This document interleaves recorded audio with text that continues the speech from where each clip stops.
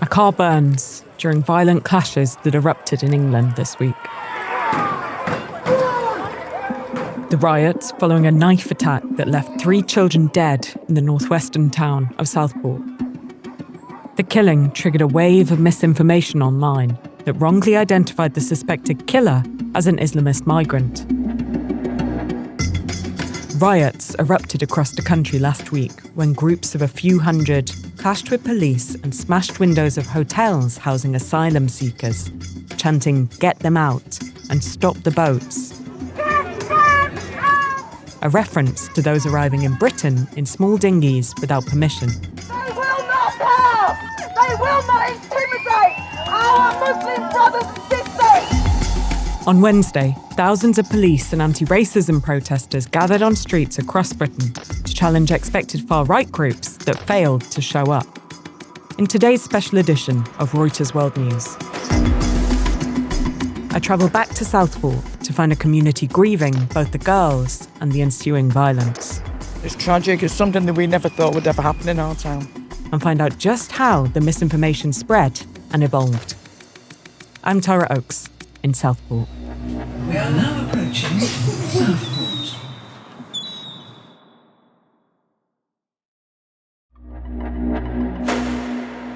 This is Southport. Southport itself is poorly named. It's neither in the south nor a functioning port by any stretch of the imagination.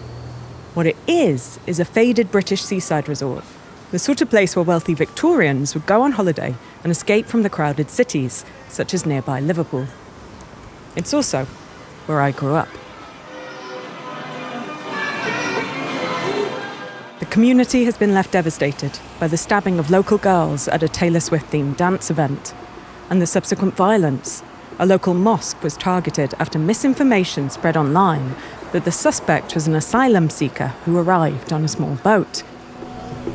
A 17-year-old has been charged with 3 counts of murder, 10 counts of attempted murder, and 1 of possession of a bladed article. The teenager, Axel Ruda-Kubana, was actually born in Britain. Although anti-immigrant protests have spread nationally in the wake of the stabbing, this is still a community in mourning, left reeling after the stabbings and the subsequent violence. I'm just outside the Atkinson, which is a local art centre in Southport, and people have been laying floral tributes, balloons, teddy bears. It stretches out across all of this central square for the girls who lost their lives. I spent the day in Southport, and everyone I spoke to had a similar message. Remember the girls, but condemn the violence. I met Betty on the corner of Hart Street, where the stabbing occurred. The street is still blocked off with police lines, but another mountain of tributes has been laid, including hundreds of teddy bears covered with plastic to protect them from the rain. How does it feel being here and seeing this today? Emotional. So, I don't know any of the children, but I feel for the parents, and I think it'll take a long time for Southport to just come to terms with it. I don't think they'll ever get over it. It'll just come to terms with it. And all these riots, they're disgusting, they are, absolutely. They're not thinking about these little girls, they're just thinking about themselves and going around robbing the shops and that. So I hope they all get caught and put away for a long time. How dare they use what's happened in our town for them to go rioting and frightening people and causing lots of trouble? No, it's very wrong.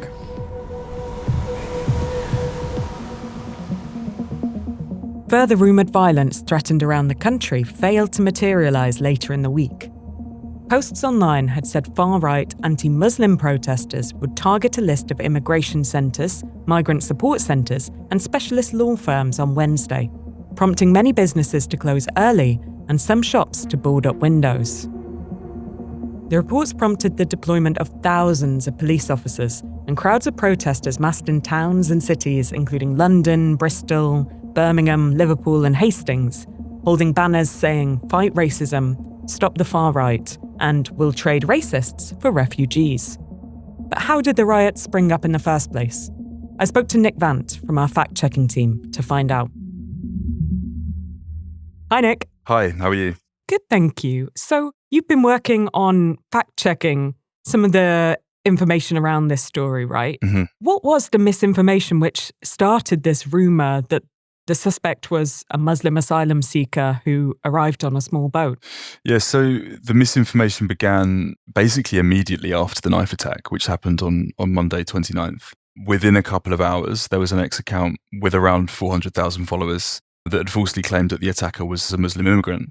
And this circulated on social media, as online rumours do. And later that evening, a website called Channel 3 Now claimed the suspect, more specifically, was an asylum seeker named Ali Al-Shakati, who was on an MI6 watch list and who had arrived in the UK last year. That, on Monday evening, was picked up and recirculated very, very widely on social media, despite it going against the police statement that was made that day that the suspect was born in Cardiff. But by Tuesday, Ali Al-Shakati was trending in the UK on X, and obviously later that evening, we saw the violent anti-immigration protests in Southport and targeting a mosque. How did you work on checking out whether this information was true or false? Yeah, so as with everything that we investigate in any context, any scenario, we check the source of the information.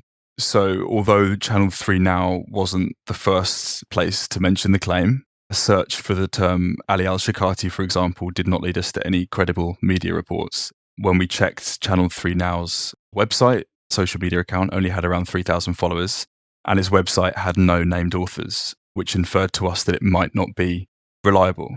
Now, in this specific instance, where we were dealing with a 17-year-old suspect, the only real credible source of information we had was Merseyside Police. So we reached out to the police immediately, who by that time had arrested the suspect. This was on Tuesday the 30th. And Merseyside Police told Reuters in an email on Tuesday that Ali Al-Shakati was not the suspect's name, and referred us to public statements on Monday and Tuesday that had said that the suspect was born in Cardiff, that it wasn't being treated as terror-related, and that the name circulating on social media was false. So what happened next in terms of this misidentification? Well, after the Ali Al-Shakati claim, we then started to see claims about what the suspects looked like. So, for example, there was a claim going round that was amplified by internet personality Andrew Tate, who claimed an image showed the Southport attacker. We were able to trace this image back to at least 2023, and Irish police confirmed to us that this was indeed an image of a man being arrested after a stabbing attack in Dublin, and that this person had been in custody since then. We also saw images that were originally reported by French and British media back in June 2023 of an attacker involved in a knife attack in Annecy in France. How does it feel that you do this work and some people still believe the misinformation which is spread online? I mean, it's frustrating on one side, but at the same time, it's human nature. I mean, people gravitate towards stories that resonate with their own emotions and their own beliefs. And that's a key reason why and how misinformation spreads. And I guess crucially, when people are confronted with information that does challenge their beliefs, it's discomforting. I'm walking down Lord Street, where the evidence of its former wealth is on display.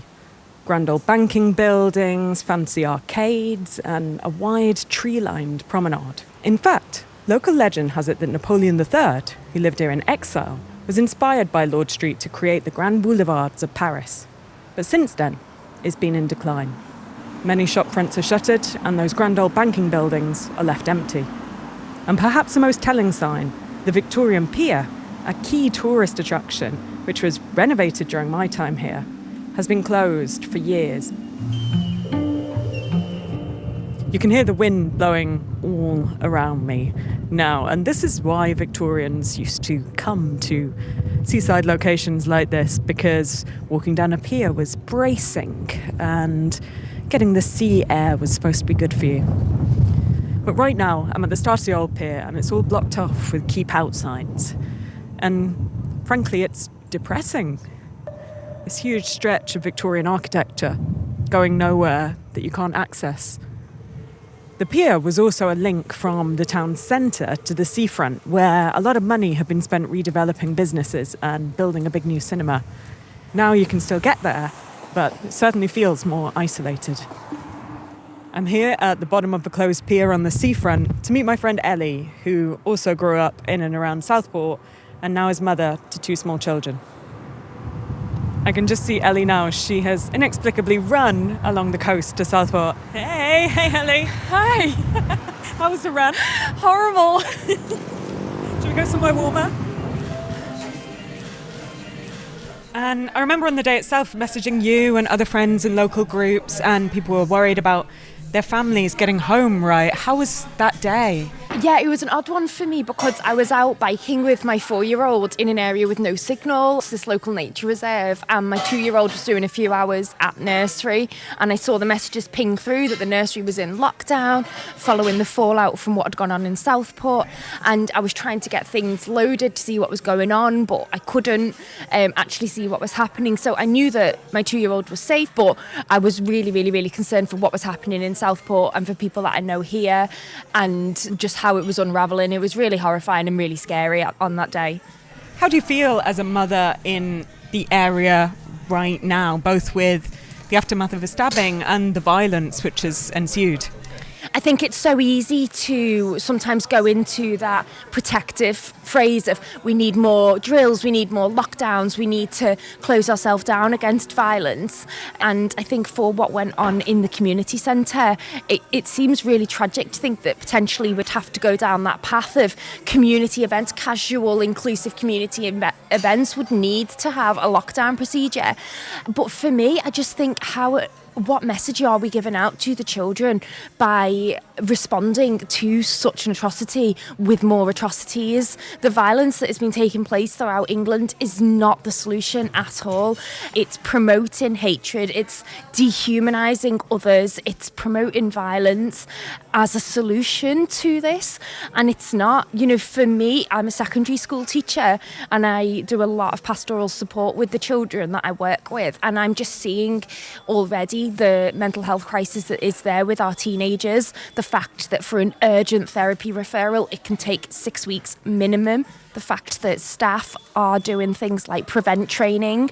However, actually our teenagers, any child with access to a mobile phone can look at dehumanising and incredibly violent content. For me, this situation, yes, we need to look and respond, but it shouldn't be reactive. We need to be putting preventative measures in place, ensuring that there is no teenager that is ever in that frame of mind to commit something like this again. And some of the protests which have flared up, they say they're really just trying to protect children. I was out in Liverpool on Saturday and people were chanting "Save our kids." They had signs saying "Save our kids." Do you have any sympathy with that? Absolutely not. I think if even when I'm managing a dispute between my 2-year-old and my 4-year-old, if my 4-year-old doesn't want my 2-year-old to hit but then hits him back, what are we doing? It's completely infantile. Saying that we don't want violence, so look at us do violence, we want to protect our children, yet what we are demonstrating is dehumanisation and discrimination against other people. This is absolutely not the solution, and I know already that one of the girls' mums has responded in that way, saying that this is not the answer. I don't believe anyone that's lost a child would ever want to see this sort of violence on our streets, which is going to potentially fall out on other children.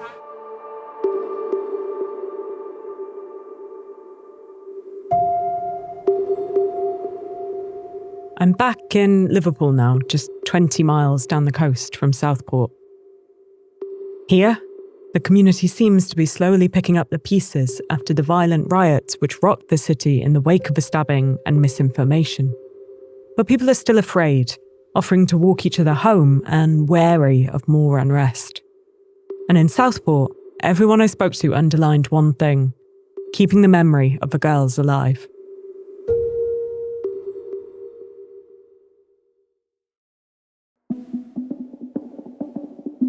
That's it for today's special episode of Reuters World News. You can read more about the fallout from the Southport stabbings on Reuters.com or on the Reuters app. Reuters World News is produced by Gail Issa, Jonah Green, David Spencer, Christopher Wall-Jasper, and me, Tara Oakes. Sound design, music composition, and engineering are by Josh Summer.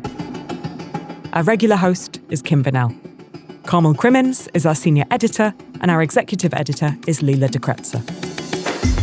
We'll be back on Monday with our daily headlines show. And to make sure you never miss an episode, subscribe on your favourite podcast player or download the Reuters app.